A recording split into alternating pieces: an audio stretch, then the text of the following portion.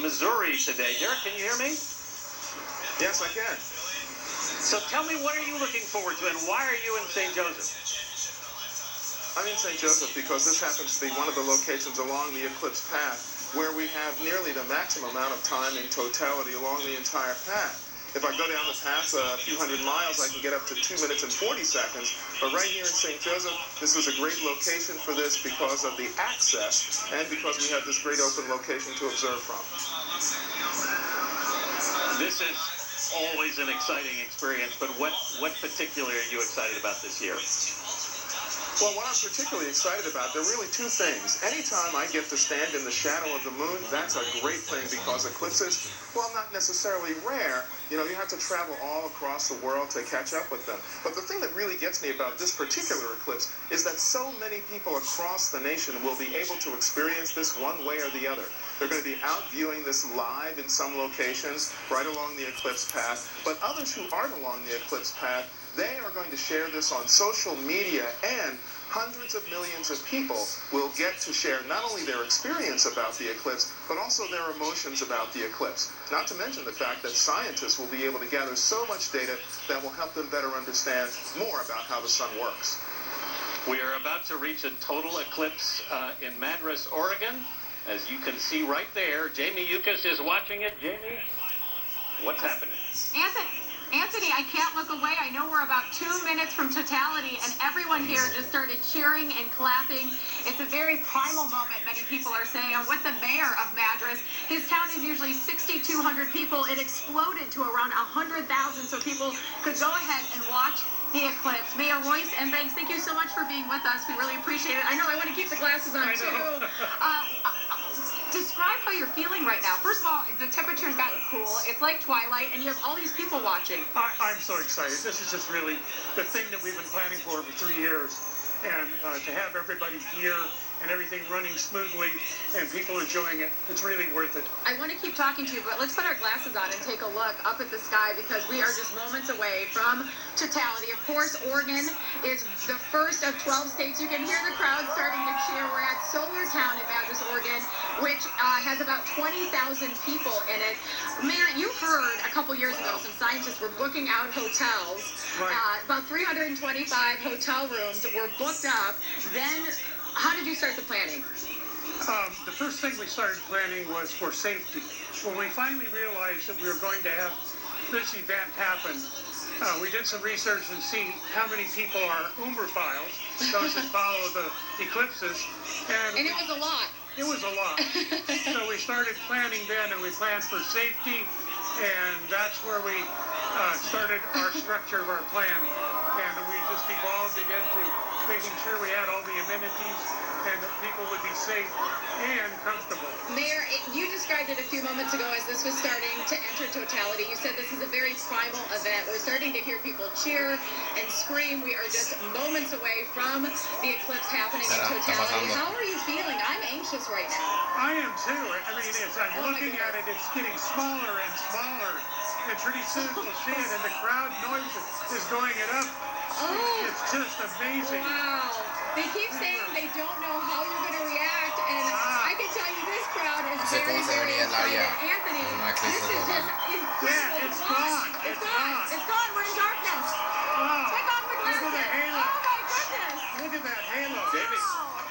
Jamie Yukas, you've disappeared on television. Jamie Yukas has been eclipsed. Spectacular. It's even more beautiful than I thought it would be. This is spectacular. Yeah, I don't think you and I have never experienced this before. Never. And you have about 2 minutes here in Oregon from start to finish because we are tilted further away from the moon here in Oregon than you guys are in Carbondale, Illinois, Anthony. You guys get about 37 extra seconds than we do here in Madras, Oregon. But I have to tell you, the reason the city was picked was because it was going to have clear skies. This is absolutely incredible. If you look around, it's like a beautiful sunset. You can see Mount Jefferson behind me and some of the other Cascade Mountains in a smoky haze because they do have some wildfires burning, but it is incredibly beautiful here. People are oohing and eyeing. I want to take just a second for people so you can hear their reactions here, Anthony.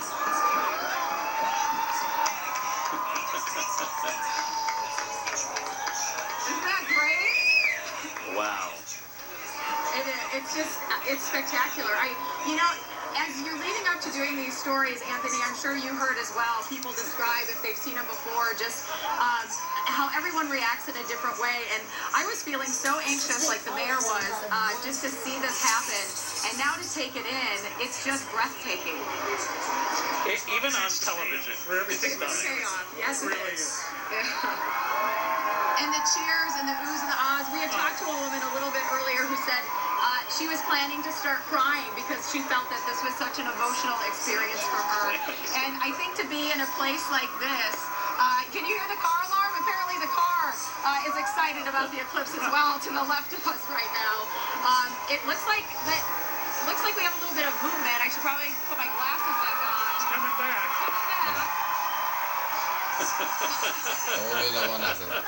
The sun's getting bigger, cheer. Yeah. Here it comes. Here it comes. So almost 100,000 people descended on this town in Madras, Oregon, usually a population of 6,200. On top of the traffic, fighting some of the lines in the grocery store, I think this was well worth all of that for sure. Wow. Mayor, what do you think? Was that the payoff? That's the payoff. I am so excited. And you notice it's getting lighter up. And warmer a little bit. Warmer, yeah. It was very odd. As you're leading up into the eclipse itself, I will tell you, as you guys go to experience it, you start feeling a temperature drop, and they talk about that little bit of breeze. We saw some birds start flying around. It almost looks like twilight. It's an incredible experience, and I can't wait for the rest of the country to have that experience. And it's now moving at 2,237 miles an hour, so good luck to you. Jamie, thank you. Bill Harwood, this never gets old, does it? How many of these have you seen? No, this is #1 is a total eclipse. I am thrilled to death, though, to watch that video from Madras because it gives us a hint of what we're going to see here in just a few minutes. The moon is about, I'm guessing, 20 to 25% over the sun as viewed from right here in Carbondale. But, man, looking at that corona come out, the outer atmosphere of the sun around the edge of the moon, it doesn't get more spectacular. Yeah, the reemergence of the sun is just as dramatic as the disappearance of the sun. It's so striking to see it now and to hear everybody getting excited and cheering, and to remember that it wasn't that long ago that this used to terrify people when it happened. Absolutely right. You know, there have been all kind of incidents in history where battles were being fought and everybody just suddenly stopped fighting. There was an eclipse, you know, walk away. You know, as it's been said, it's not that eclipses are totally rare. I think what's making this one so totally riveting is social media, the connectivity we all have to share the event across the nation along this path of totality. It's just remarkable. Well, it was not that long ago. The first photograph of a solar eclipse was taken at an observatory in Prussia in 1851, the very first picture, and to think of how many millions of photographs will be taken today. Oh, absolutely. That's everything from smartphone cameras that the public is going to be using to the scientists all along this eclipse track. This is going to be the most documented solar eclipse in history, with everything from more than a dozen satellites looking at the sun to hundreds, if not thousands, of telescopes and professional-grade cameras that are going to be photographing this thing all the way along its track. Which is, and this information is obviously for scientists, is extremely important. Oh, absolutely. The corona that we could briefly see in that shot from Madras, that kind of gossamer ring around the sun, that halo, that's a fascinating area of the sun's atmosphere. It gets superheated. They don't know how. The surface of the sun is about 10,000 degrees Fahrenheit. You move just a little ways away and it jumps up well over 1 million. They're really trying to understand what powers the corona, what energizes it. It has to do with the magnetic field of the sun, but there are competing theories about how that works. This eclipse and all the data that's going to be collected may go a long way toward answering those questions. Well, we are going to follow this eclipse as it makes its way across the continental U.S. Still ahead, the eclipse in Wyoming. We'll be right back. Remember, the image of the eclipse will remain on the screen throughout the break. You're watching CBS News coverage of the eclipse.